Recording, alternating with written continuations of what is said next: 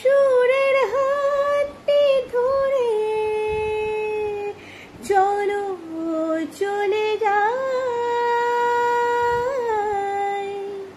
যেখানেতে আনন্দরাগ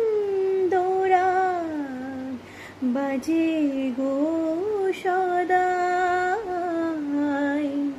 কথার ফুলে সুরের ভ্রমর, যেথায় মিলন সুখে হাসে, সে আসরে হিমন্ত তুমি